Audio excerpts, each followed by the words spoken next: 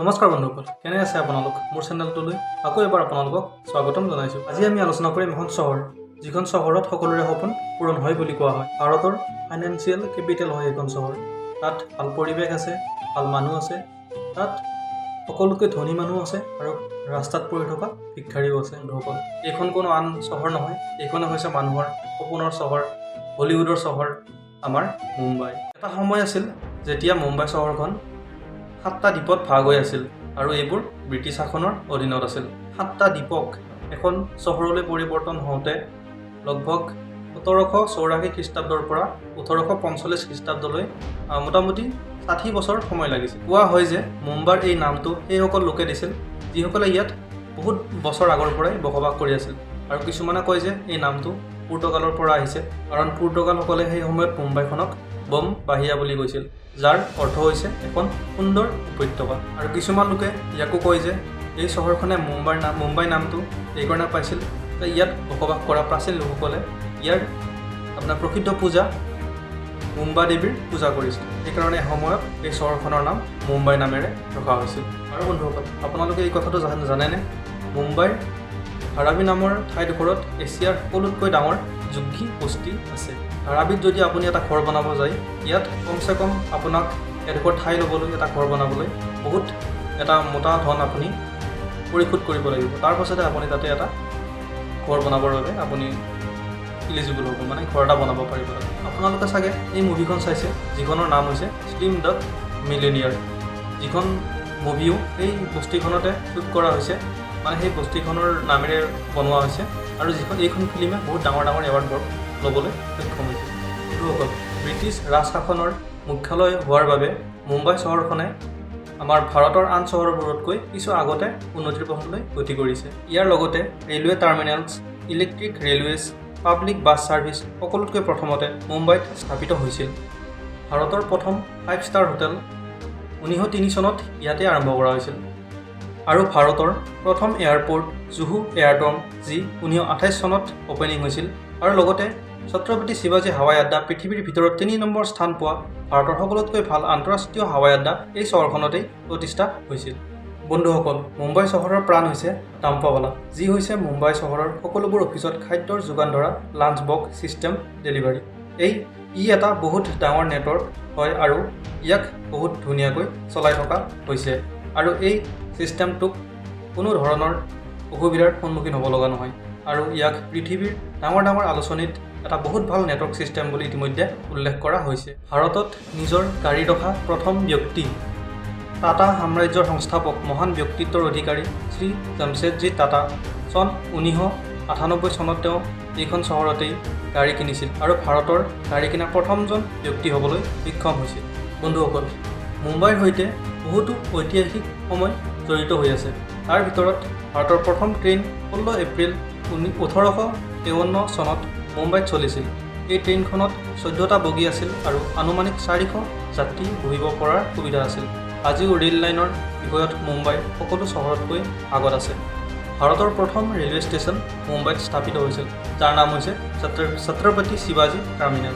ভাৰতৰ প্ৰথম ট্ৰেইন দলং মুম্বাইতে বনোৱা হৈছিল। আপোনালোকে জানেনে, ভাৰতৰ এই চহৰখনত বহুতো লোকে বহুত সপোন লৈ আহে, আৰু ইয়াৰ ভিতৰত বহুতৰে সপোন পূৰণো হয়। বলিউড বুলি ক'লে আমাৰ মনলৈ নাহেনে বাৰু মুম্বাই? এই বলিউড শব্দটো উৎপত্তি হৈছে মুম্বাইৰ আগৰ নাম বম্বে আৰু হলিউড, এই দুয়োটা শব্দ মিলি আমাৰ বলিউড শব্দটোৰ উৎপত্তি হৈছে। এই মুম্বাই চহৰখনেই সমগ্ৰ ভাৰতক বহুতো চিনেমাৰ তাৰকা দিছে। এতিয়াও কোৱা হয়, মুম্বাইত আপুনি কষ্ট কৰি থাকক, সফলতা আহি আপোনাৰ এদিন নহয় এদিন ভৰি চুবই। দেশৰ যিমানবোৰ ডাঙৰ ডাঙৰ তাৰকা আছে, এই সকলোবোৰ আপোনালোকে এই চহৰখনতেই দেখিবলৈ পাব। চহৰখনৰ বিষয়ে আৰু এটা কথা কোৱা হয়, যেনেদৰে ট্ৰেইন ভৰি ভৰি এই চহৰখনলৈ মানুহ আহে, তেনেদৰে ট্ৰেইন ভৰি ভৰি এই চহৰখনৰ পৰা মানুহ যায়ও। ইয়াৰ অৰ্থ এয়াই যে আপোনাৰ যদি পাৰদৰ্শিতা দেখুওৱাৰ শক্তি আছে, আপুনি ইয়াত থাকিব পাৰিব, আৰু যদি নাই, ইয়াত আপোনাৰ কোনো স্থান নাই। ইয়াত কোনেও আপোনাক সহায় নকৰে, ইয়াত আপুনি নিজে নিজক প্ৰতিষ্ঠা কৰিব লাগিব। এইখন চহৰত কোটি কোটি মানুহ আছে, আৰু ভিক্ষাৰী লোকেও ইয়াত জীৱন অতিবাহিত কৰি আছে। এই জনশৃংখলাটোৱে এই চহৰখনক সকলোতকৈ বেলেগ বনাইছে। আপুনি বিশ্বাস নকৰিব, ইয়াত দিনত 10 টকাটো আপুনি নিজৰ পেট ভৰাব পাৰে, কিন্তু তাৰ বাবে আপুনি খাব লাগিব মাত্ৰ 1 প্লেট বৰা পাও। বৰা পাও হৈছে ইয়াৰ লোকেল খাদ্য। ভাৰতৰ সকলোতকৈ ব্যয়বহুল আৰু দামী অট্টালিকা আপোনালোকে এই চহৰখনতে দেখিবলৈ পাব। উদাহৰণস্বৰূপে মুকেশ আম্বানীৰ ২৭ ফ্ল'ৰৰ অট্টালিকা, যাৰ দাম হৈছে $1 বিলিয়ন। আৰু শ্বাহৰুখ খানৰ মনত অট্টালিকাটো আছেই। এইকাৰণে কোৱা হয় মুম্বাইত টকা থকা মানুহৰ অভাৱ নাই। আপুনি ধাৰণাও কৰিব নোৱাৰে কাৰ লগত কিমান টকা আছে। ইয়াৰ লগতে railway terminals, electric railways, public bus service সকলোতকৈ প্ৰথমতে মুম্বাইত স্থাপিত হৈছিল। মুম্বাই, ইয়াৰে নাম হ'ল মুম্বাই। ইয়াতে এছিয়াৰ সকলোতকৈ পুৰণি ষ্টক এক্সচেঞ্জ, যাক আমি বম্বে ষ্টক এক্সচেঞ্জ বুলি কওঁ, সেইটো এই মুম্বাই চহৰতেই আছে, যাৰ স্থাপনা হৈছিল ১৮৭৫ চনত। বন্ধুসকল, এইখনেই ভাৰতৰ একমাত্ৰ চহৰ যি কেতিয়াও টোপনি নামাৰে। অন্য চহৰৰ কথা চাই এইবোৰ চহৰত ৰাতি ১১টা বা ১২টা বজাৰ পাছত সকলো শান্ত হৈ পৰে, কিন্তু এই মুম্বাই সকলোতকৈ বেলেগ। ইয়াত দিন হওক বা ৰাতি হওক মানুহক আপুনি গৈ থকাই দেখিব। ইয়াত সকলোৰে লগত ইমান কাম যে কাৰো আন মানুহৰ বাবে সময় নাই। কিন্তু এটা কথা, মুম্বাইৰ ছোৱালীবোৰ কিন্তু বেলেগ হয়। যদি আপুনি তেওঁলোকৰ লগত বন্ধুত্ব কৰে, তেওঁলোকে আপোনাক সকলো সময়তে সহায় কৰিব।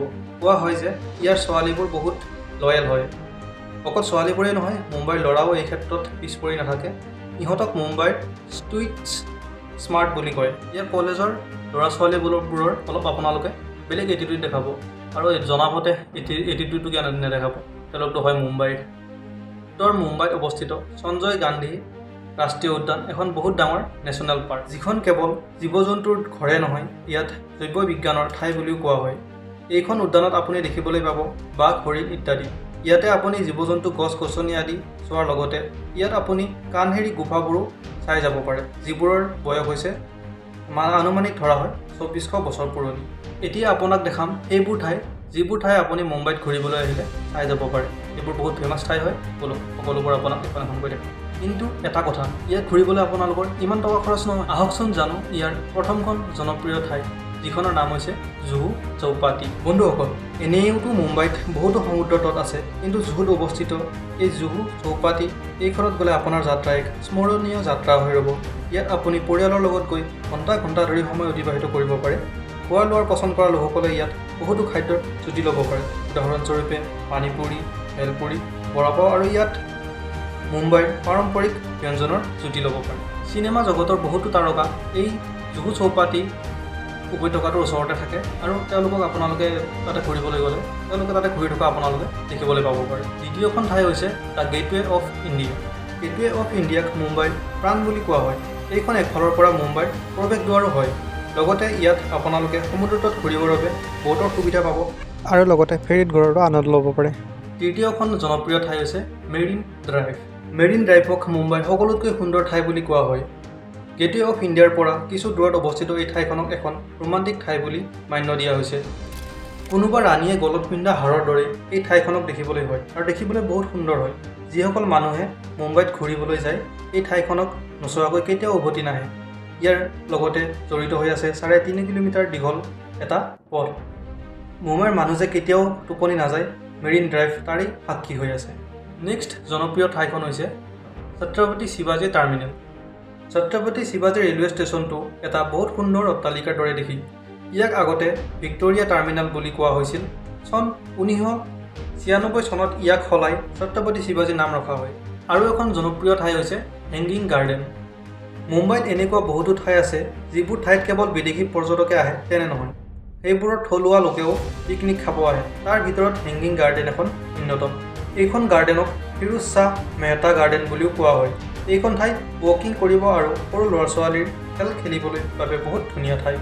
এই গাৰ্ডেনখনত বহুতো গছ গছনি কাটিং কৰি জীৱ জন্তুৰ ৰূপ দিয়া হৈছে, আৰু আপোনালোকে এইবোৰ চাই ইয়াত বহুত ভাল এটা উপভোগ কৰিব পাৰে, আৰু ভাল এটা আপোনালোকে আনন্দ ল'ব পাৰে। আৰু এখন জনপ্ৰিয় ঠাই হৈছে পোৱাই লেক। আপোনালোকে এই পোৱাই লেকৰ পৰা সম্পূৰ্ণ চহৰখনৰ এখন সুন্দৰ দৃশ্য উপভোগ কৰিব পাৰে।